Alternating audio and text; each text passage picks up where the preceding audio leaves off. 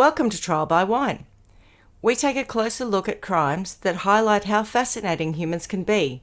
Schmidty, Swanee and Clarkey visit crimes and run them through their jury of three, debating both sides of the case to agree an appropriate, if totally fictitious, sentence. Please be advised, Trial by Wine may include explicit or disturbing content and will include drunken rambling. Listener discretion is advised. All right, how are we? Buongiorno. Not too bad, thank you. We are great. Oh, some people are better than others. Ciao. Yes. Come stai oggi?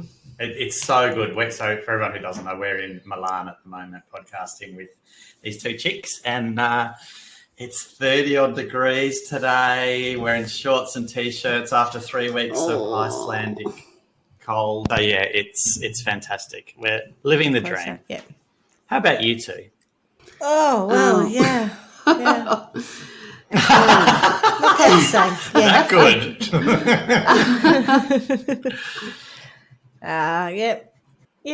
Yeah. Anyway, what are we drinking? Jeepers. Well, for us, because it's only 9:15 in the morning here, we're having a Cafe Sporto, which we found out this morning is how to ask for takeaway coffee because we're in a little Airbnb. Cute as. How about you two? I'm having a Coca Zero, which is seems what I ask for every time we're in Europe. So, surprise, surprise. Coca Zero, s'il vous plaît. Nice. Well, being the only one trying to keep the game going, I am not on wine. No, surprise, surprise. But I am drinking a Whitley Neal handcrafted raspberry gin, which was given to me for, I think the hen's night, someone gave me that, and tonic with ice. So that's what I'm drinking. It does look nice. I've seen you lift it up. It looks like a long drink. Yes, it looks good. Yeah. Refreshing. It looks refreshing. Going back to how we are, I'm fine. Obviously just been working, but today I was up at 5:30 in the morning because, what's the man that I live with's name? Tony. Tony had to go to Malaysia for work. Oh, I'm tired. Malaysia? Yeah, he's gone to Malaysia for work, and so I had to drop him at the airport. Yeah, so I was up very early this morning, and then I had to finish my story. So I had a couple of hours while Mum was asleep. Then I took Mum home. Then I came back here, and then my nephew and I have been demolishing half of the bathroom and getting it ready so I can put tiles back on where I've just taken them out because I took the old bath out and we're putting a freestanding bath in, which was the wedding present. So I'm a bit on the cream cracked side, if I'm honest. Swan is already yawning, but that's how I feel on the inside. Yeah, I can imagine. Whilst you were saying that, I was thinking, my God, she's done all of that and it's only 9:20. I was like, hang on a minute. 5 it's not. It's 5:20. Yeah. Okay. Yeah. All right. Well, I'm happy to. Oh, sorry. Who are we? I'm Schmidty. I'm Swanee. And I'm Clarkey. And together we are Trial by Wine. Beautiful. Is this our first international episode? I think it is, isn't it? Absolutely is, yes. It is. Just for our listeners. It is. In case I can't adjust for it, there is a slight delay between Italy. the boys and us. Swanee is a long way away from me, but somehow Malcolm Turnbull's internet is holding up on our end. So I'll crack on because I've got a story for you both. Excellent. Okay. Fancy. Do tell. I know it's been a long time since we recorded, so cast your minds back. And the last time I did a story, I think we were all a bit depressed by the end of Clarkey and my stories. Mine was a werewolf story, and then it turned out just to be a real psycho killer, especially killed children. So I'm following, though, the cryptid theme again. And so as I was researching cryptids for the past 2 shows, I came across this following story, which, to be clear, is about a creature that is very much on the folklore side of the fence, not a real cryptid. But this story caught my eye, and I couldn't believe I didn't already know more about it. My sources are abc.net.au, Real Crime, The Trials of the Vampire, which is a podcast by Adam Shand, which is a 9-part series on this story, and I'll admit I didn't actually listen to all of them. 9 parts. Yeah, it's very detailed. It's quite long, and I didn't have all that time. Jeepers. But it did help fill in some blanks around the story. Also, nzherald.co.nz, theage.com.au and mamamia.com.au. Okay. These are quite local. It is a very local crime. Well, there you go. Especially to myself. Oh, well spotted, Swanee. Literally, well, not literally, that's a bit of a stretch. I have no In my idea what it's backyard. going to be. Okay. So whilst vampires are not actually cryptids, which is weird given werewolves seem to make the cut, but I guess it's important to note that true cryptids tend to be more along the lines of creatures that have been considered extinct or are impossible, like the yowie, but persist in the human psyche. Having said that, this story is about a self-confessed vampire, Oh. but it may not go the way you expect. Oh, no. So, without further ado, Shane Maurice Murray Chartres Abbott was born in Brisbane on the 9th of October 1974. Who, sorry? Oh, no. Clearly Clarky knows who I'm talking about. Shane was born Yes, I do. so his name was, sorry, back to your question, Swanee, Shane Maurice Murray Chartres Abbott. It's spelt Abbott, but he said he pronounced it himself as Abbott. It is spelt Abbott, yeah. And so that I'm going with how he pronounced his own name. But his father, I think, called himself Chartres Abbott. They had all the fancy names. He came from a long line of truth stretchers, but I'll get on to it. I was going to say, what was their background? Well, they were Australian, but somewhere along the line, the grandfather, I think, liked the name of, there's a Chartres building in Collins Street. So he decided that it was a good name and he's going to take that. And I think their real name was Abbott. So he called himself Chartres Abbott, and then it was Chartres Abbott, Chartres Abbott, and then oh my word! Shane I wondered if they himself might have called had him- something. I was getting like a Caribbean something with the Maurice No. and whatever else. No, nothing that. No. They just playing fancy. No, that's right. No. So Shane, Shane Morris Abbott. Yeah, exactly. yeah. Shane Abbott is quite different to the Shane Morris Murray Abbott, if you don't mind. Yeah. Chartres Abbott. Chartres Abbott. Yeah. Chartres Abbott. So Shane was born a city boy in Brisbane to mum Nancy and an ageing dad, William Francis, otherwise known as Frank Jr., who was nearly 60 when Shane came into the world. William, aka Frank Jr., was a man of his time, hard drinking but youthful looking, and judging by the fact that he had 9 kids to 3 women, let's assume pretty virile. An enterprising man whose father, whose name was also Francis, had taken on the name Chartres Abbott and had travelled around being a spiritual healer, reading tarot cards and other weird occult stuff that he could sell to people who were into that sort of thing. Frank Jr. ran... Also known as Truth Stretcher, as you alluded Total to truth earlier. stretcher, yeah. That's why your name doesn't really work, does it? You can't be just called Frank if that's kind of going to be your. No. Yeah, You that's need a right. stage name. Frank Jr. Frank Jr. Frank Jr., yeah. He ran an introduction agency next to a pool hall in Roma Street in Brisbane. Classy. Although many described it as a thinly veiled brothel, a claim supported by reports his children would give later that they were abused by the clients. Oh. 3 of Shane's siblings are deceased, reportedly through disease, drug use and murder. 2 living siblings are in jail. 2 are homeless. 1 lives in a car near Bendigo, apparently. And another works in a brothel in Melbourne. So they've all grown up and done very well for themselves. Proud parents. In 1974... What do you want it to be when you grow Jeepers. up? I want to live in a car just outside of Bendigo. I think he's got mental health issues.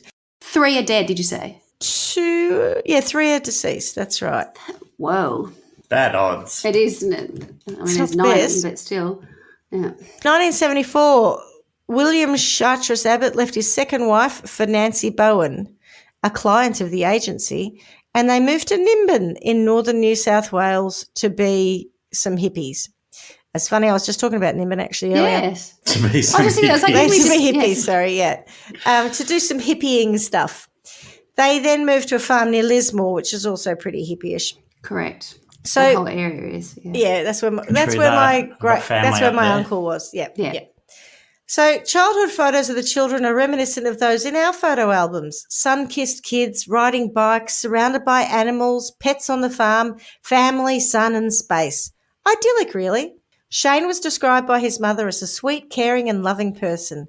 He taught his sister to play chess and was a devout Christian. However, at the age of 7, his parents broke up and he and his sister Joanne spent the next 10 years between the Gold Coast, where his mother had moved to, and his father's various houses around New South Wales. I can't imagine they would have been Christian if they'd gone to Thimben. Most people there are kind of, a I bit don't know alternative that and the not whole particularly family religious. were Christian. It was just like Oh. Shane really got He into was. it. Yeah, Okay.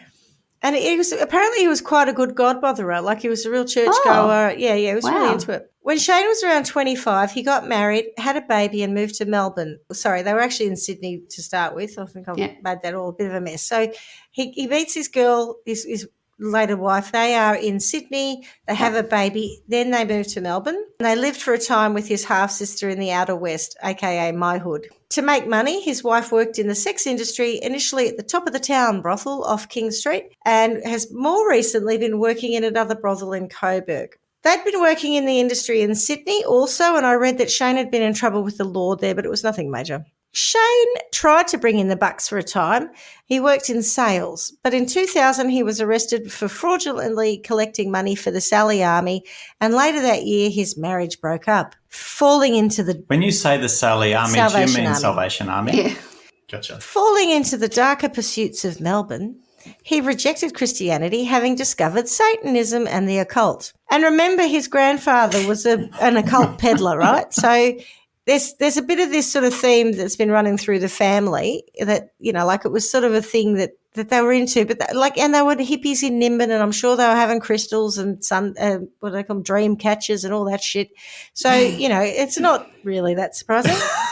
Look, I used to be into crystals and not so much dream catchers, but all that other shit. I used to read the tarot and all that. So I'm not all that other shit. I ain't judging. So I just grew out of it. Yeah. He hated city life, wanting to make enough money to get out to clean living in the countryside. Still, money was a problem, and having seen how much dosh his wife was making in the sex industry, and in the words of Paul from a chorus line, he said, "I could do that," and thus began his career as a male escort. He also got a new girlfriend, Kathleen, who was a trainee nurse, and they moved to Reservoir. The locals say reservoir. You and I, Carla, would call it reservoir. Yeah. Why do they call it reservoir? I don't know. They just do. And if you... It's just reservoir. And if you say reservoir to them, they'll cut you.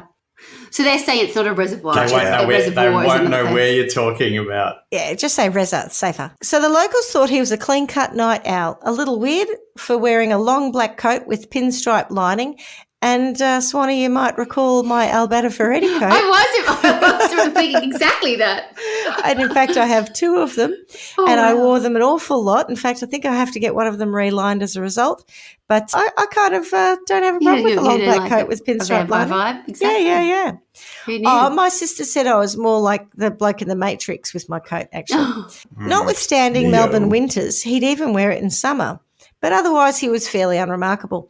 To be honest, when you look at photos of him, there's something about him that reminds me of Tom Cruise in that sort of risky business era. Oh. He's just got short, sandy brown hair. He often is wearing, Ray-Ban type glasses. Like he's just like an everyman. He's not unattractive, but he's not super attractive. But he's got that vibe. Do you know what I'm talking about, Clarkie? I do. I remember him being splashed all over the front page of the Herald Sun.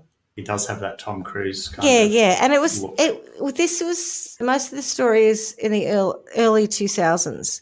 So he was sort of, I suppose trendy. Anyway, the neighbours didn't know he was a high-end escort servicing all genders, working out of Cloud9 Escorts in Baldwin. Like his dad, Shane had stamina and serviced around 12 clients per week. He was so sought after that some would even fly in from interstate and hire him. He was charging $300 an hour, or if you wanted him for the night, he'd give you a good flat fee of $1,000.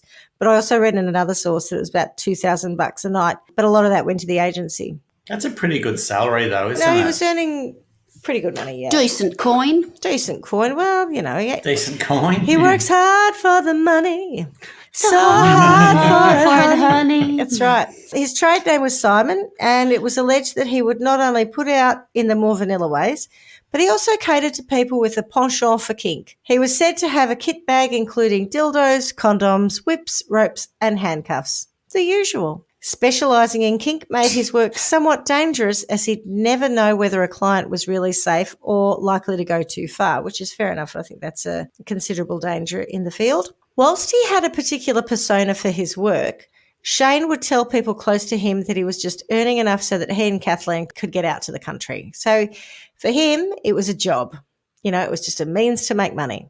Which I think it often is. Oh, absolutely. But he wasn't, I guess what I'm trying to say is. Because they have a passion for it. I don't know. I used to teach a girl who worked in a brothel, and she swore to me that she did it because she just really enjoyed sex. But I think she was the exception to the rule if that was true. Totally, yeah. Yeah. And no, she would stop seeing some of her clients when they became too emotionally attached to her. She wasn't into it for that. She was just the definition of a hornbag. Yeah. She just loved it. She did. Well, that was Fair what enough. she told me anyway. Yeah. Monetising her hornbag. Yeah, exactly. Make it. May as well. Penny, which is not her real name, and one of several I've heard her referred to. I've heard her called Jenny and Chi and various others. Chi. Yeah, she was a friend of Shane's and also worked in the sex industry. She'd known Shane for about a year and had hired him for sex many times. Apparently, both Penny and Shane liked to hire other sex workers in their time off. And honestly, I'm amazed they had much time, all that time. That's so weird. I know Yeah. more assignations outside of his working hours and time spent with Kathleen. But, there you go. As I say, like his father, he had stamina. Penny first hired Maybe Shane. that's like continual learning. How if you're an accountant or a lawyer, you need to Training go up. into I'm gonna do continuous CPD, learning. continuous professional development. Oh. That's it. Professional development. Yeah, I want to know what others are doing in my field. Oh, this is actually just for work. Yeah. Share our tricks. Yeah, that's right. I claim it as a tax deduction. Well, I think in the case of in some accounts, I've heard that Shane and Penny kind of had feelings for one another. He was with Kathleen. Kathleen later had a child with him, so who knows, right? But anyway, Penny first hired Shane in around mid-July in 2001, and this continued over time. Initially, they'd meet at her home in Richmond, and then they switched it up, meeting in hotels for sexy times. According to Penny, over time, things also got a bit kinkier. Shane would tie her up and smother her face with a pillow. Like many scenes out of 50 Shades of Grey, which frankly is so problematic. But anyway, if nothing else, this story should make people really consider how far they want to go.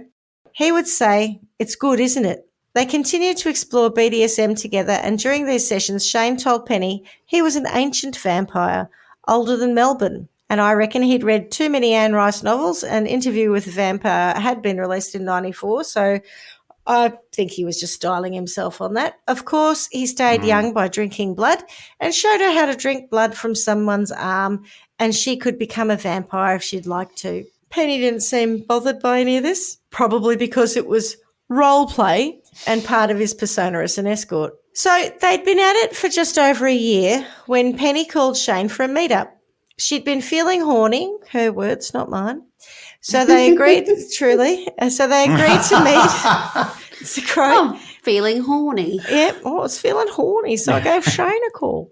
They agreed to meet around midnight at the Hotel Seville in South Yarra. And apparently when she rang the escort agency, she asked for someone who was Australian, sort of sandy blonde. She described Shane without asking for Shane or Simon. It's sort of significant. We'll get to that in a sec. So it sounds like she was booking him through the agency. She wasn't just ringing him up out of the blue and saying, let's hook up. When Shane got there, apparently there was another Thai guy there with Penny, and that was all a bit weird, and he wasn't sure whether he should go up to the room because she hadn't said he was going to be there. And this is all the account of Shane's driver.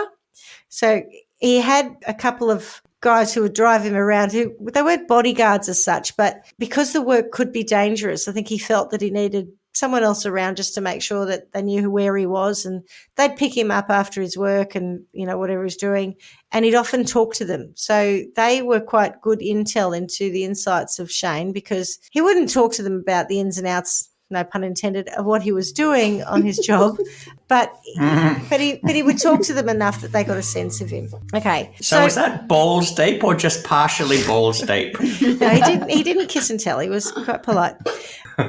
So there was this guy there, and from what I heard, Adam Shand was talking about, this man was a bit unsettling, so we weren't sure whether he was threatening. Penny seemed frightened of him. The Thai man? The Thai guy, yeah. Penny was Thai also. Yeah. Right. So we weren't really sure, it was all a bit weird. But anyway, Shane gets there. They drank some wine. They had to borrow the hotel bottle opener, one of those with the corkscrew, a blade, and the cap top thing. So it's a Like a flick knife? waiter's friend, I think they're called, or a wine key. Yeah. And it was never found again. And I couldn't believe this. It was the only one that the hotel had. So it was noticed that it went missing after this. Yes. And apparently, I did get a giggle out of this. They had to ring down and ask for this bottle opener. And the guy went up and gave it to them and then took it back because it's the only one they had. And this is like 2 a.m. or something. And then after they drank that bottle of wine, they needed it again. And the guy said, look, just hang on to it, right? And so then the next morning next day when the manager was around, he was looking for the bottle opener, which had been sent up to that room. And apparently Penny was remarked to have said something like, oh, I think we'll stay in a better hotel next time.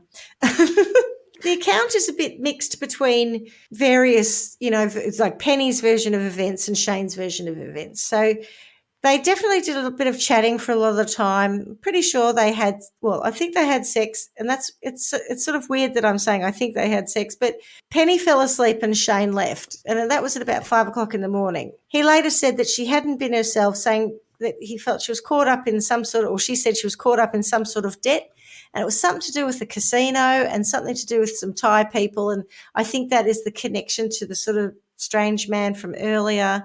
And at one point in the evening, she said to Shane, look, you really shouldn't be here. You should go. And he said, why? And she said, because you're being set up. Someone's going to come here tonight and they're going to film a snuff film and you're going to be the lead actor. And so The feature. Yeah, well, basically. Oh, my God. Yeah, so basically someone's going to force you to do this and then you'll be killed by the end of it, right? But he didn't really take it seriously. He thought she was just being weird and just a bit overdramatic or, because she was in a bit of a strange mood, whatever. So he spoke to his girlfriend after 5 a.m. and she could tell that he'd moved on. He was somewhere with background noise. She didn't think it was a TV, and apparently he'd gone to another club or another bar or something. And then he went home at about 5:30 and he went straight to bed, and he was wearing a long sleeve T-shirt and parachute pants. And she said that wasn't unusual because the house was freezing cold in Reza. But also, I think it's important to note that he didn't change or shower. So, he was just literally in what he'd been wearing when he got home. The next morning, the duty manager went up to the room because he'd rung them a few times to see, because he thought maybe they checked out or just left without him realising. And he opened the door with the master key and he saw that there were no sheets on the double bed. I think there was a bit of blood on the floor, and he went into the bathroom to find Penny unconscious in the fetal position, naked in the shower. She was alive, but she had a lot of blood oozing from her mouth. She had bite marks on her legs, strangulation marks on her neck. She'd been raped anally and vaginally, and the blood around her mouth was caused by a wound to her tongue, which had either been bitten, torn, or cut, with around 5 centimetres of the tongue having been removed. No. Yuck. Yeah. Now, Gross. That's why I talked about the bottle opener, right? Oh. Because the bottle opener had a small blade on it. And it was Oh, never God, I can't. No, that's the worst of it. That is the worst of it. All I was saying was the bottle opener was never followed up, I don't think. Anyway, so Penny told the police she had no recollection of the attack, but given the last person she'd seen was Shane, he must have attacked her. Now, I also read in certain accounts, and this is where I'm saying that there's quite different accounts of what happened, that on that night she said that he basically had raped her anally while she was aware of it.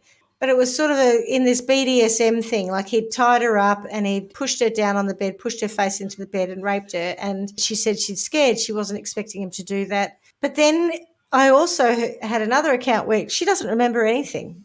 She just woke up, in this state.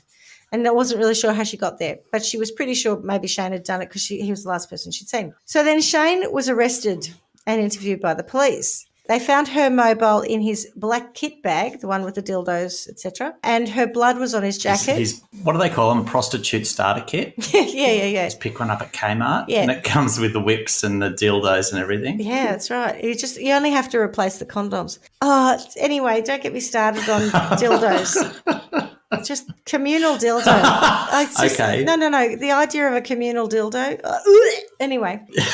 Sorry, no. There's no amount of cleaning solutions. Are you talking about Shane now? I'm talking about him taking that around to various people. Like, no, thank you. I'm sure he had really great, hygiene at home. He had, like, in the barbers, they've got that blue liquid that they put the brushes in. He's got a massive blue-filled bar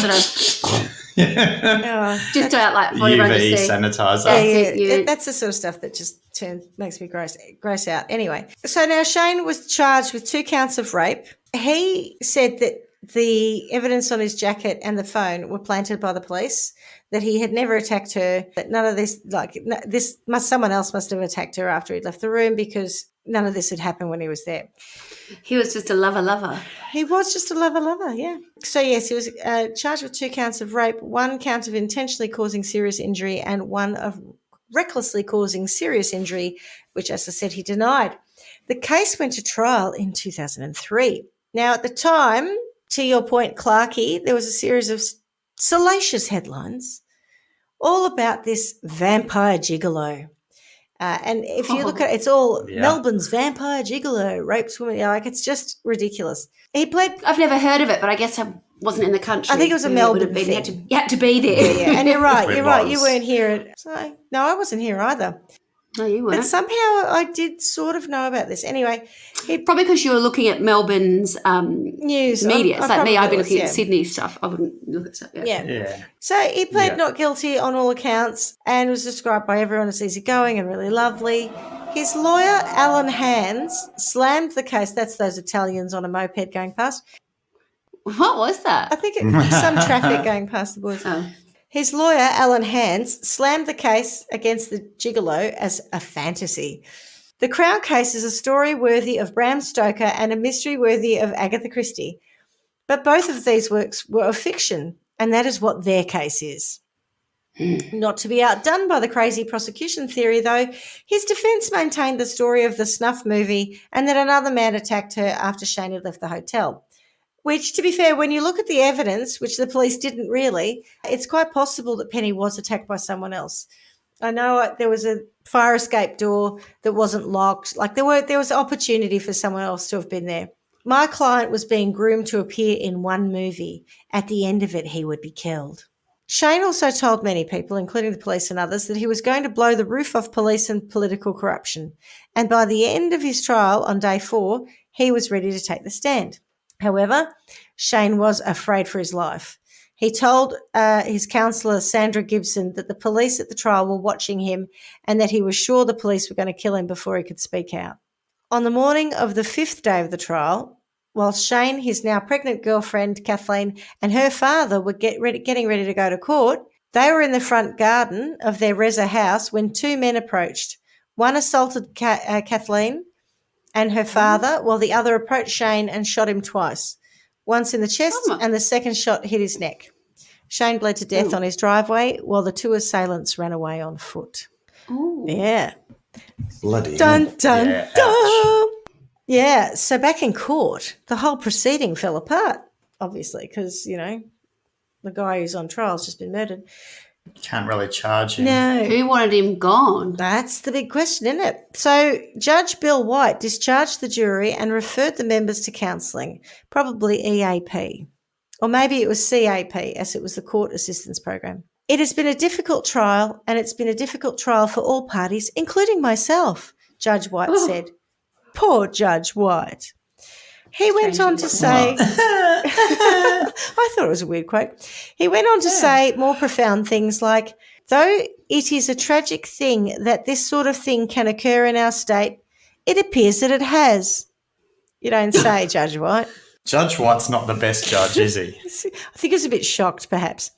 Tracy, a booking agent at Shane's place of employment, Cloud 9 Escorts, said the whole story of Shane being a vampire and sadomasochistic was rubbish.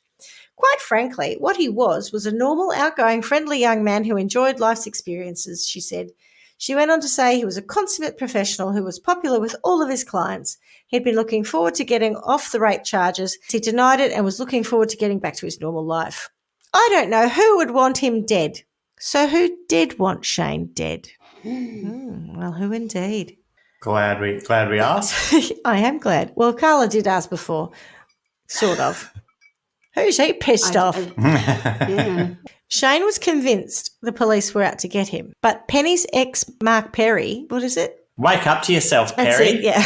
So Penny's ex, Mark Perry, was also a suspect. He'd been heard saying he was going to get Shane for what he'd done to Penny. This was reported to Crime Stoppers by someone who'd witnessed it, but of course it was never followed up. Mark Perry was a drug dealer connected to various gangland criminals, and when he got wind that he was a suspect, he did a runner, or rather, went on the lam. Oh. Yeah. Poor lamb.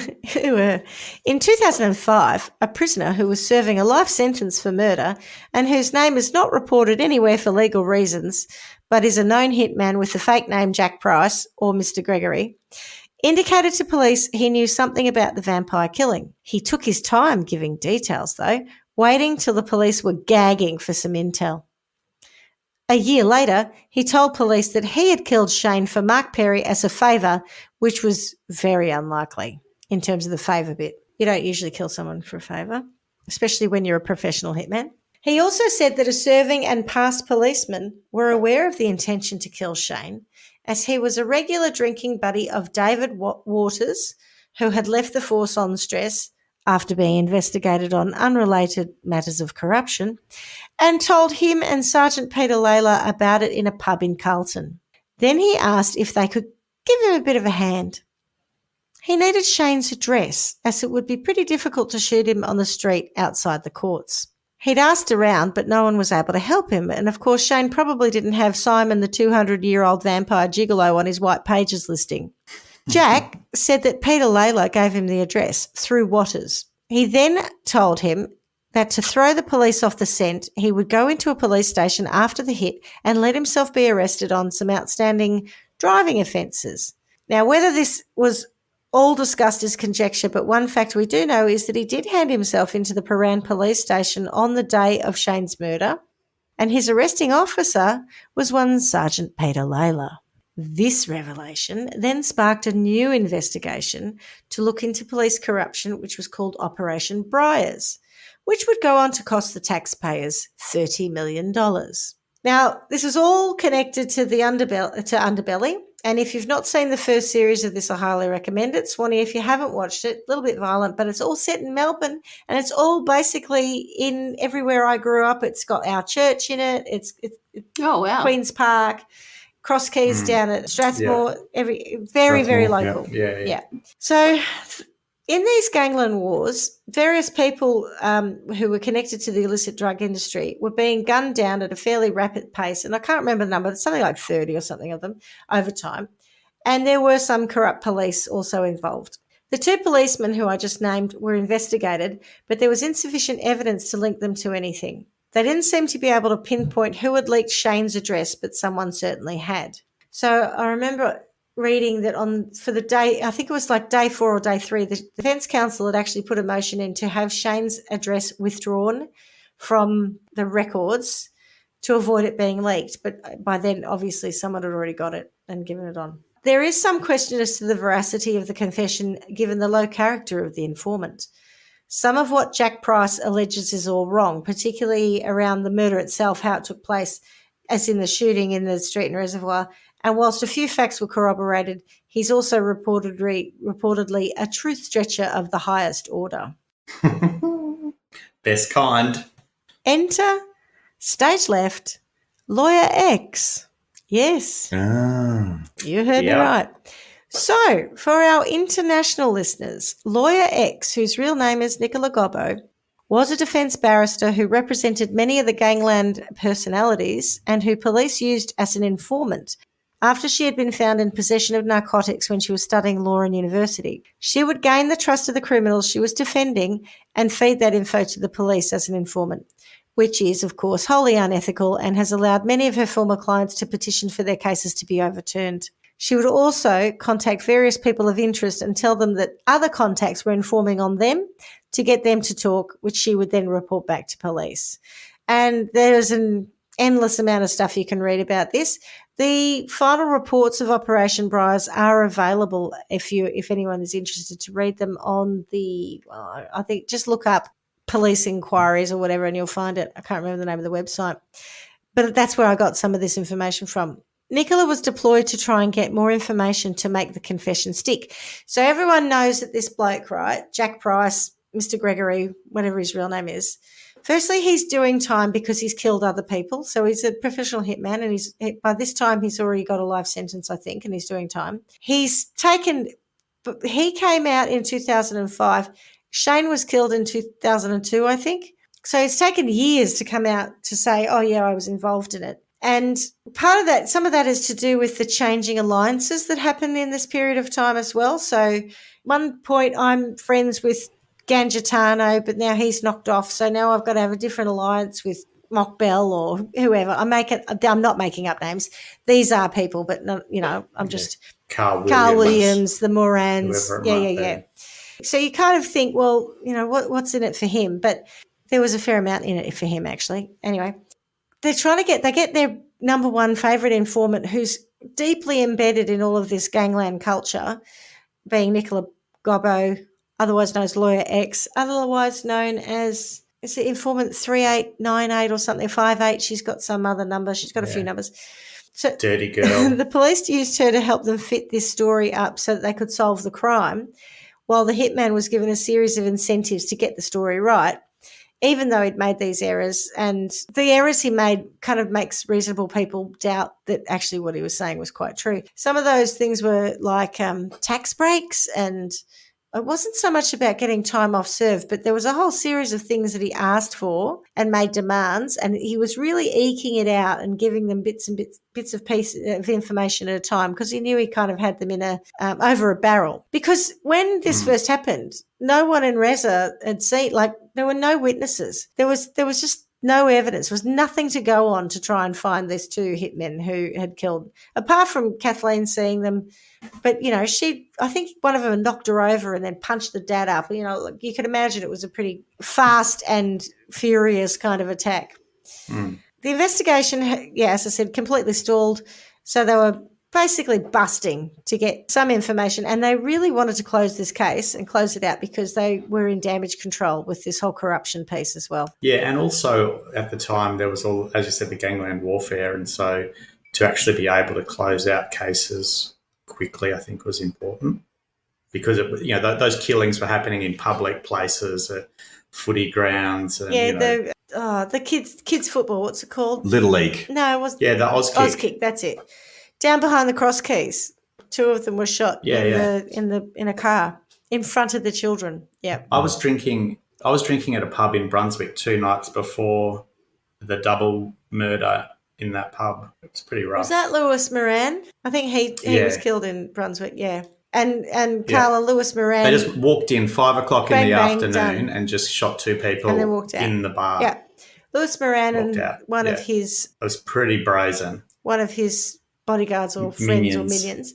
But so Swanee, the Morans and the Williams originally kind of worked together, but then they got into a feud. One of Carl Williams's guys would knock off a Moran, and then there'd be a retaliation killing, and it just went on and on and on. It's all very mobstery, but yet happening in downtown Melbourne. It was all very weird. Anyway. Does that continue to happen, or is it all? No. Well, actually, we just had a murder in Melbourne 2 nights ago in South Yarra, which does have underworld connections apparently, but I've got no further information as to whether it's the same gangland type thing or a new gang. Yep. Could be new ones. And it's happening in Sydney at the moment now. Oh, yeah. It's not going to. Sydney's got a good history of it too. 4 years after the confession, Mark Perry.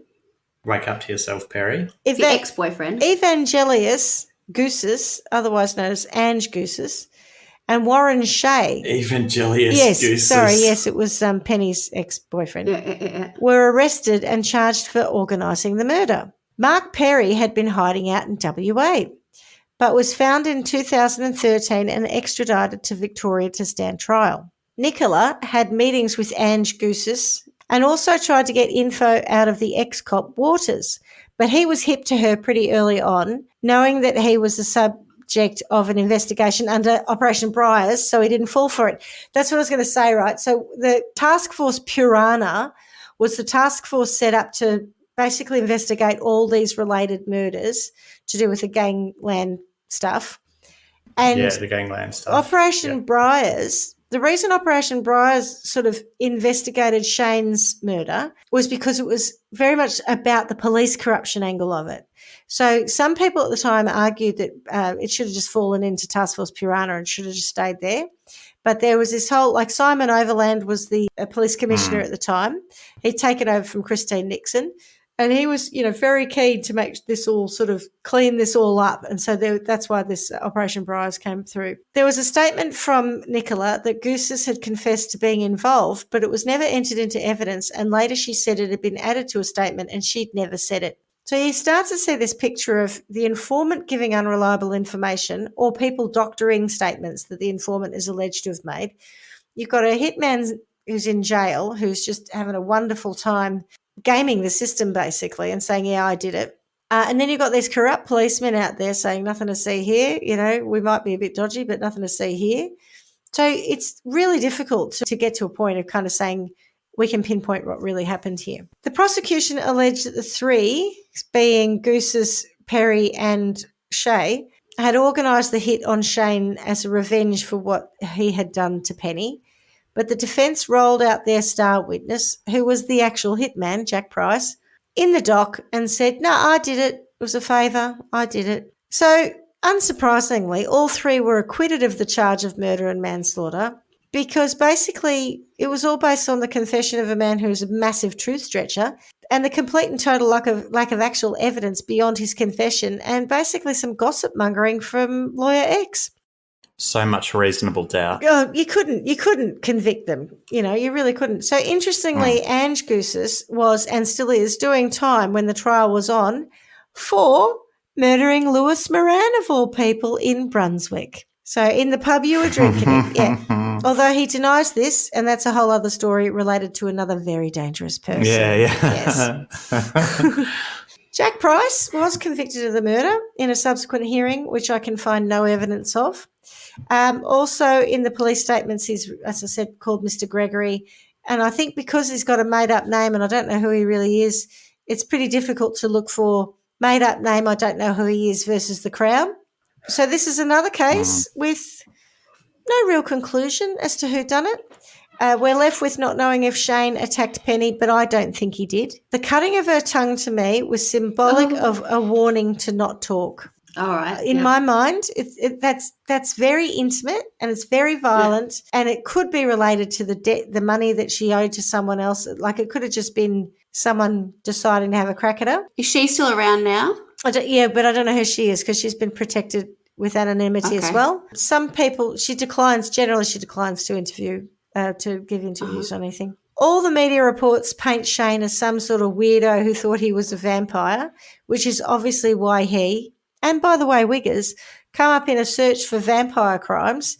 And whilst he had an interest in the occult, this really wasn't what he was about. He was just a hustler trying to make a life for himself and got caught up with all the wrong people. I had heard of the case, but until I started reading up on it, I had no idea about the associations with the Gangland Wars, with Lawyer X, and the murky waters of police corruption. No, I didn't really follow the Nicola Gobbo thing. It was very complicated. So did Jack Price kill Shane? I've no idea. Possibly not.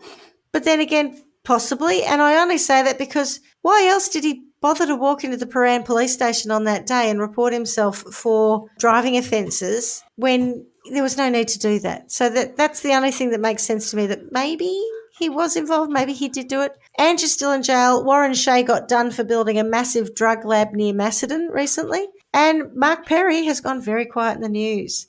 Nothing contemporary on him that I could find anywhere. So this was a rabbit hole of a case of the highest order, and I've left a shed ton out because otherwise I'd be here all night, and I am very conscious of the boys wanting to go out and have some lovely time in Milan. But if this has piqued your interest, I highly recommend Adam Shan's podcast. Over to you guys. It is actually something that you could do a whole forever. Series on that whole gangland stuff at the time. Yeah, it's too very, complex. very complex. Yeah. So I started this whole thing, right, going, ha, ha, ha, vampire, lighthearted, ha, ha, ha. And then the next thing I know, I'm in the middle of Underbelly. It's bizarre. Yeah, exactly right. So this was early 2000s. Tilly, when did the Nicola Gobbo thing come out? When was that? Mid-2000s or? I think it was about 2018, I reckon. Okay. Might have done. It was much later. Yeah. So there was a lot of investigation, and I think the investigation might have started in possibly 2014, as in the reports of it. So there was stuff coming out then, and then it stopped for, I don't know, I think 4 or 5 years or something from my recollection. But I think, Schmidty, to your point, it was based on things that happened in that gangland warfare where there were just, when investigative journalists went looking, they came up against a wall that didn't make any sense, or, heard a rumour of something that they couldn't find anything more on. And so it took a long time for them to start to join the dots and go, something is really going on here. And I think that connection was made in possibly 2014 from memory. 30th of November 2020. There you go. 2020 she was first revealed. Get out of town. But I reckon it. That would be in the middle that's in the middle of COVID or the beginning of COVID. Well, just. Oh no! Sorry, after COVID. So but the scandal came out at least 12 months before that. I reckon they didn't name her for quite some time. Right.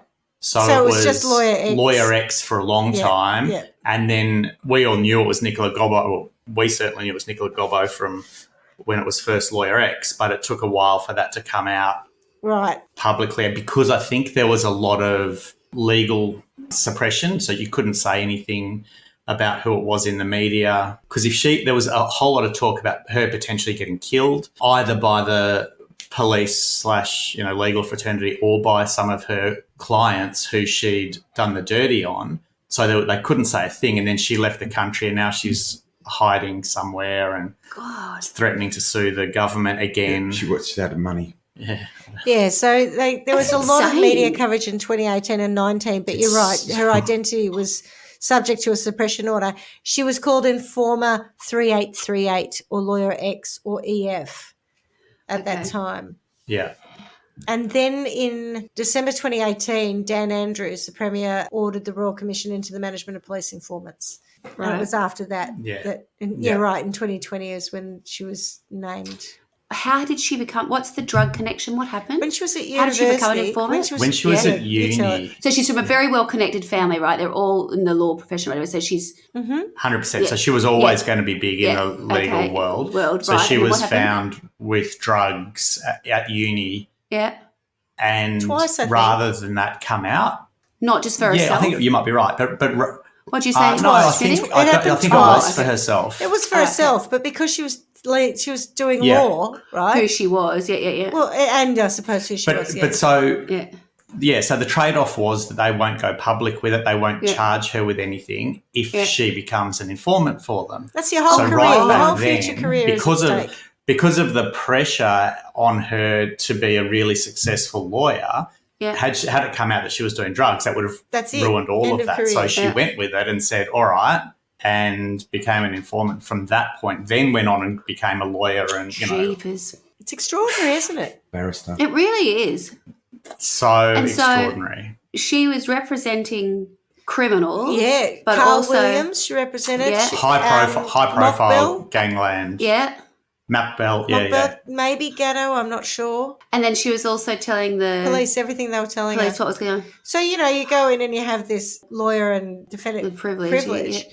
Not with her. Yep, she was writing it all down. She was recording it in some instances and just taking it straight back to the police. Wow. So there's no client confidentiality. And then, as you said, saying, this person's singing like a canary when they weren't. That's right. So you should sing like a canary. Oh, and that's what she did with Gooses in this case. She basically went in and said, someone, either Perry or Shay were, they're dobbing you in.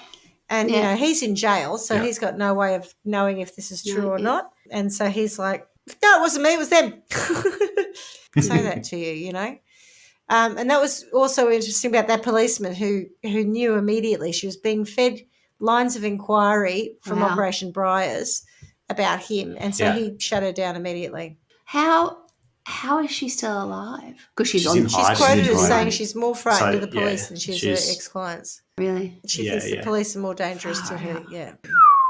This is so heavy. That's awful. What a mucked up life. And what about all her relatives and stuff? Are they all still in Melbourne? I suppose they are they? I don't know. I assume so. Just distance himself from her. Bloody Victorians. So bad. So bad. Bloody Victorians. Mexicans. How did you get to that? So the people within the police force who orchestrated this and then continued to know that that's what she was doing. Oh, they got in trouble, Have been accountable? I don't know that they've even got to the bottom of that, because there's a whole lot of chicken and egg. So, you know, you're saying she wouldn't have known she's going to be representing these people. There's potential for that to have been orchestrated. True. You know, right. She's been put in front of these people and far out. Can you imagine the stress? You know, she was obviously going to be a good lawyer anyway. She had 10 years of incredible stress. And that's the thing, right? 100%. And she sort of brazened it out a lot too for a long time.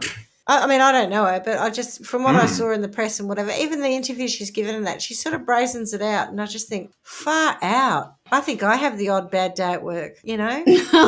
Yeah. I know, right? Isn't it? Oh, gosh. Imagine that. So sentencing? For me, whoever cut her tongue off. It's a hard I'm going one. for whoever cut her tongue off has to have something, you know, just as horrendous. Like cut off? No, you know, like I go back to the old medieval glass rod. No, not glass rod, but the medieval, you know, torches and tongue holder, hot pincers on the tongue, and that sort of stuff. Oh, yeah, right. Nasty. Tongue branding. Because that is nasty. Like that woman, to have a whole chunk of your tongue taken out is going to affect your speech, and you're going to be traumatised forever. Yes.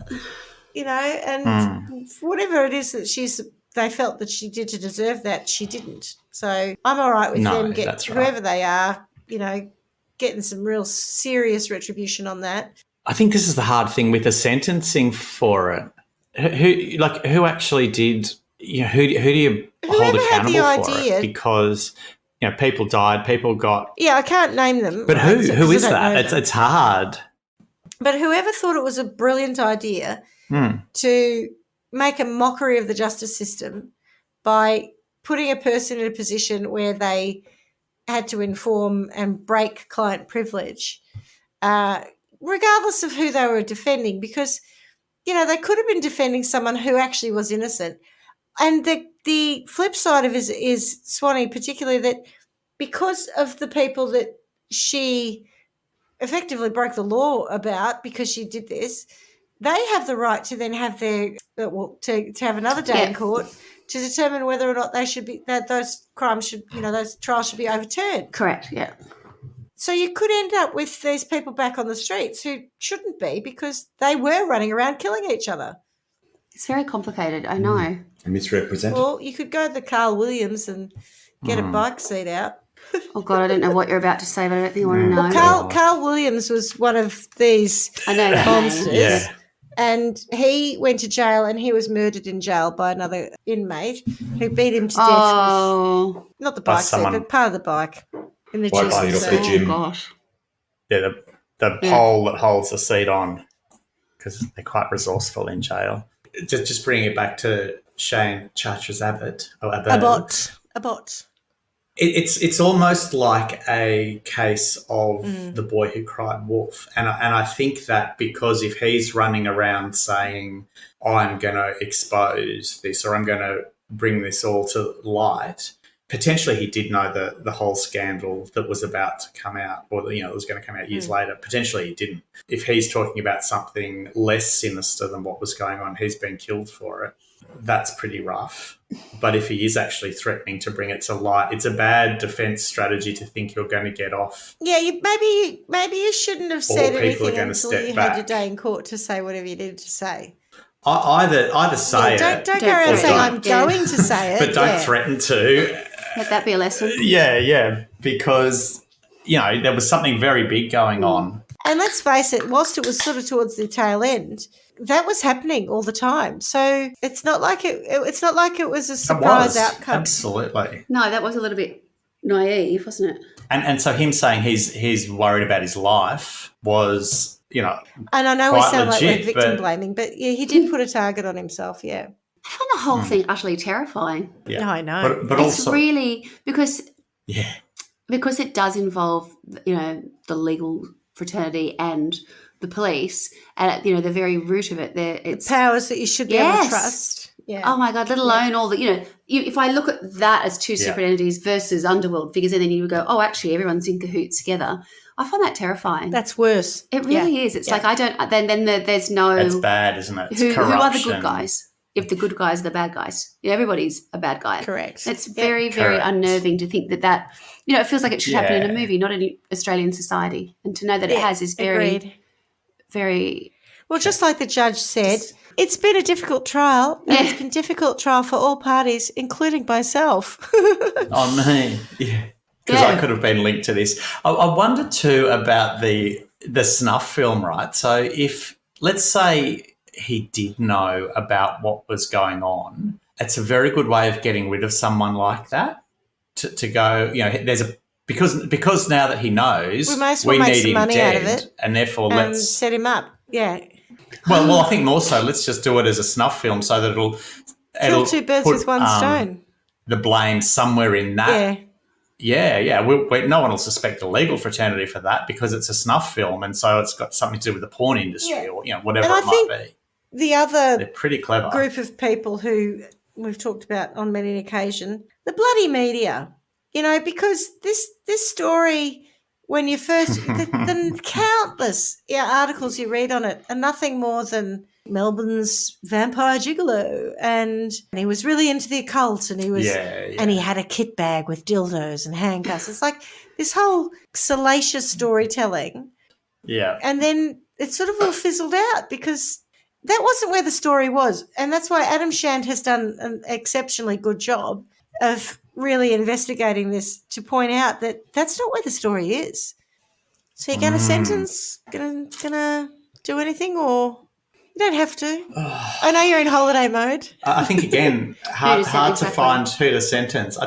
I do think that if you've got a threat to make about the people who are coming after you, perhaps don't sing it to the media. So, coming back to Shane, he probably didn't play that well. I wouldn't want to. Well, you can say that, but I wouldn't want to sentence him for it because he. Well, I think that probably more so. If there's a lesson to learn from his perspective, that's it. But they call it a public service announcement. If you find yourself in this situation... so if you do find yourself in that situation, listeners, don't do it. Keep your lips, loose lips sink ships and get your shot. Yeah. Yeah, or maybe find another way of subtly, dealing with it. But that wasn't under oath. Yeah. I agree with you about the tongue slasher. That they need something pretty. I hate that whole, retribution. I mean that's the way. That's what I have read into it. It might not have been, but yeah. Yeah, and to Jack Price, just be better, mate. You are a shit bloke, whether you murdered him or not. Hitmen, like what the fuck? It's a job. Go and get a real job. Can't you find a more dignified way of earning a living? Like apparently you could earn up to $200,000 for a hit. So it's good money. I'm not wanting you to sell me the benefits of it or the positives. I think it's a shit job. I didn't like outbounding when I was at Foxtel, and I threatened to quit that job because I didn't like it. If someone said, "Hi, we've got a job as a hitman for you," thanks. Thank you, but no, thank you. Look, I've given it no, some consideration. I'm going to pass on that. But no, yeah, it's not right for me at this point of my career. All right, Swanee, are you just too traumatised? I'm too scared to say anything, to be honest. I mean that. I don't want to say boo because they got nothing on this lot, right? No, and I mean that seriously. Yeah, that's right. I think we'll leave that one because, we're... just trying to keep ourselves out of trouble. It's all a bit heavy, and Swanee's always erring on the side of caution, which is probably the safest of all things. The boys are in Milan, so they feel safe, but of course they're in the home of the mob, so hey.